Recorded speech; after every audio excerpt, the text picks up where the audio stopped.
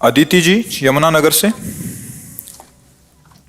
जय जय श्री हरिवंश महाराज जी, आपके चरणों में कोटि कोटि दंडवत प्रणाम। महाराज जी, आपकी कृपा ने मुझे हर पल संभाला हुआ है। महाराज जी, मुझे पढ़ाई के लिए बाहर रहना पड़ता है। मेरे साथ में रहने वाली मेरी रूममेट वो पूरी तरह मेरे विपरीत हैं। वो ड्रिंक करती हैं, स्मोक करती हैं, नॉन वेज खाती हैं। साथ में रहने के कारण मेरा मना करने पर भी वो मेरे बिस्तर पर ही बैठ जाती हैं। मैंने वहाँ पर आपकी और राधा वल्लभ लाल जी की छवि भी विराजमान की है। महाराज जी, उनके ऐसा आचरण के कारण मैं चाहकर भी नाम जप नहीं कर पाती। महाराज जी, ऐसी परिस्थिति में मैं कैसे अपने आप को जप परायण रखूं? कृपा मार्गदर्शन कीजिए, मुझ अदम पर कृपा कीजिए। हाँ, कुसंग तो सर्वथा त्याज्य है। उसके लिए तो किसी भी तरह से स्वीकृति नहीं होनी चाहिए। ऐसी पढ़ाई क्या, ऐसी उन्नति क्या जिसमें हमारा ही सर्वनाश हो जाए। सोचो, अगर उसका रंग चढ़ जाए तो क्या स्थिति हो जाए।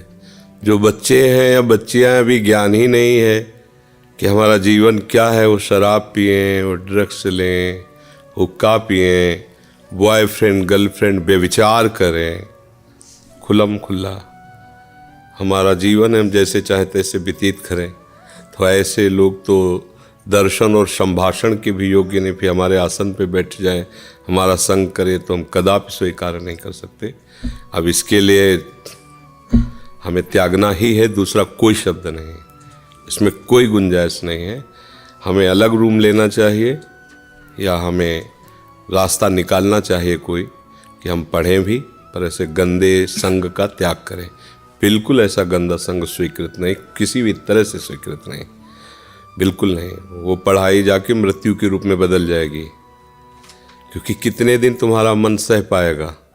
जिस दिन उनका रंग तुम्हारे ऊपर चढ़ा उस दिन ये साक्षात मृत्यु है। जो धर्म से भ्रष्ट हो गया वो मरा हुआ पुरुष है। वो केवल श्वास चल रही दिखाई दे रहा है, उसमें अब रह नहीं गया कुछ। वो भले दिखाई दे कि उसके अधिकारी जन उसको उन्नति देते चले जा रहे हैं उसके भ्रष्टाचार के बल पर, लेकिन वो उन्नति नहीं, वो चढ़ाई पर जाकर उसको पटकने जा रहे हैं, उसको दंड देने जा रहे हैं। ये कर्म के प्रबल वेग को कोई जानता नहीं है। इसलिए हमारी तो यही सबसे प्रार्थना है कि ऐसे आचरणों से बचा जाए और ऐसे आचरणों वालों से बचा जाए। सबसे बड़ा शत्रु है हमारा जो हमें गंदे आचरणों की तरफ प्रेरित करे। आज अभी आप में थोड़ा भजन का आश्रय है, इसलिए आप लड़ रही हैं अंदर से। इसलिए गलत आचरण नहीं करना, गलत आचरण करने वालों का संग नहीं करना, हमारी यही सबसे बड़ी उन्नति है कि हम अपने आप को बचा लें। ऐसी पढ़ाई क्या, ऐसी नौकरी क्या, ऐसा पद क्या जो हमको भ्रष्ट कर दे आचरणों से, ये बिल्कुल ठीक नहीं है। जो धर्म का त्याग करके उन्नति को पाना चाहते हैं वो कभी उन्नति को प्राप्त नहीं हो सकते। भले उन्नति के पद में है, लेकिन उनकी दुर्दशा तुम अपने आंखों से देख लेना। समय आएगा, देखो आज कोई आप पाप करो तो आज ही फांसी पे थोड़ी चढ़ा दिए जाओगे। उसकी वकालत होगी, न्याय होगा।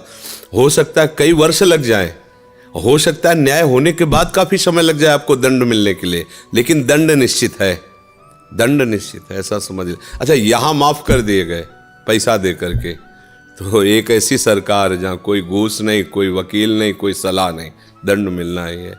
अशुभ कर्म का फल तुम कहीं भी भाग के चले जाओ तुम्हें भोगना पड़ेगा। इसलिए हम सबसे प्रार्थना करते हैं, आपसे ही नहीं, शराब मत पियो, नशा कोई मत करो, पराये संबंधों को स्वीकार कर व्यभिचार मत करो, धर्म से रहो। जब तक ब्याह न हो ब्रह्मचर्य से रहो। ब्याह हो जाए तो एक पत्नी व्रत, एक पति व्रत, जो हमें संबंध मिला है हम उसी में संतुष्ट रहें, तो फिर हमारा परिवार सुखी रहेगा और हमें शांति मिलती रहेगी। अन्यथा तो अब हम ये तो नहीं कह सकते कि ऐसे गंदे लोगों को अपने आसन में बैठा लो, उनसे संभाषण करो, नहीं तो पढ़ाई छूट जाए। क्या पढ़ने से क्या? विद्या हमें विनय सिखाती, विद्या विनयम ददाती। अगर विनय नहीं, सभ्यता नहीं, सदाचार नहीं, तो विद्या क्या विद्या है? वो क्या विद्या जो हमें भ्रष्टाचार की तरफ ले जा रही? वो क्या विद्या जो हम अपने गुरुजनों को, बड़े बूढ़े जनों को सामने बात न कर सके, हम ऐसे गंदे हो जाएं? ये विद्या है? विद्या तो विनयम ददाती, विद्या तो पवित्र है, विद्या तो हमें उन्नति के मार्ग पर ले जाती है। वही विद्या है जो दुर्गुणों से हमें बचाए, वही हमारा मित्र है जो हमें अच्छे मार्ग पे चलाए, वो मित्र है। मुझे ऐसे मित्रों का संग नहीं करना चाहिए, वो परम शत्रु हैं, छुपे हुए माया ने मित्र भाव करके हमारे पास भेजा है, हमें बचना चाहिए।